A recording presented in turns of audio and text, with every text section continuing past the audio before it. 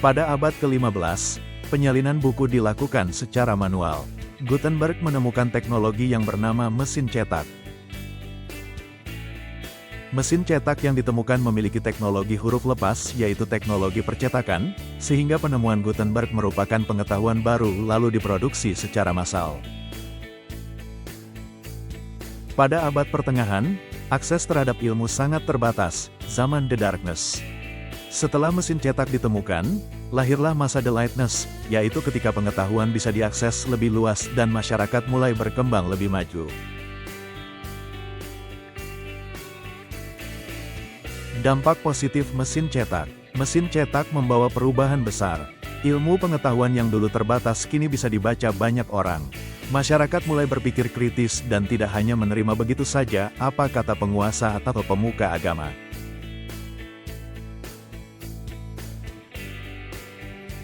Dampak negatif sosial mesin cetak. Namun, tidak semua dampaknya positif. Percetakan juga membuat munculnya perbedaan pendapat.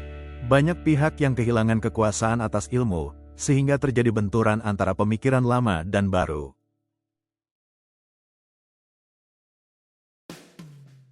Sebagian orang menganggap percetakan justru membawa masalah.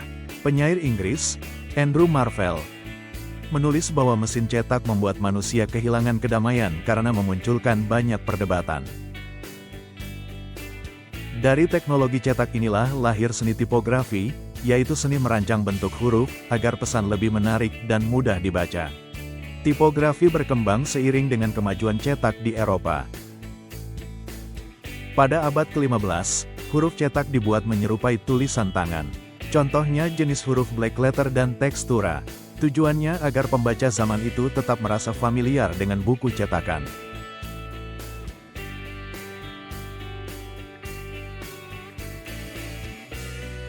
Lalu masuk abad ke-16, gaya huruf mulai berubah. Huruf Roman dan Italik yang diciptakan oleh Aldus Manutius jadi lebih bulat, sederhana, dan mudah dibaca. Bentuk ini membuat buku bisa dicetak dalam ukuran kecil dan ringan. Selanjutnya, pada abad ke-18, John Baskerville dan Bodoni menciptakan huruf dengan kontras tebal tipis yang jelas. Huruf yang dibuatnya tampak elegan dan rapi. Ini menandai bahwa tipografi mulai dipandang sebagai seni visual, bukan sekadar tulisan.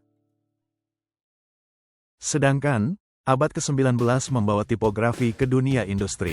Pada saat itu huruf dibuat lebih besar, tebal, dan mencolok untuk menarik perhatian di iklan dan poster. Gaya ini disebut huruf display, khas era industri. Tipografi kini bukan hanya sekadar tulisan, tapi juga media visual yang dapat memengaruhi emosi dan pesan. Bentuk huruf ikut menentukan bagaimana cara orang memahami sebuah teks.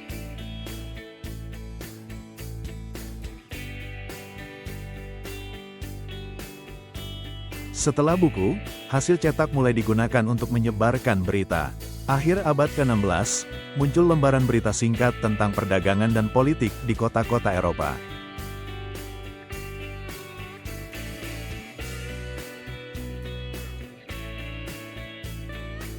Tahun 1605, Johann Carolus menerbitkan Relation aller Vornehmen und Gedenkwürdigen Historien di Strasbourg, Jerman.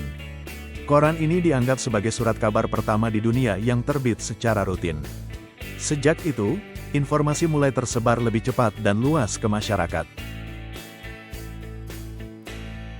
Pada abad ke-18, ketika minat baca meningkat, koran menjadi sarana utama untuk berdiskusi dan menyebarkan gagasan politik. Di Inggris dan Prancis, koran seperti The Spectator tak hanya memberitakan peristiwa, tapi juga menampilkan opini dan kritik sosial. Koran menjadi suara masyarakat.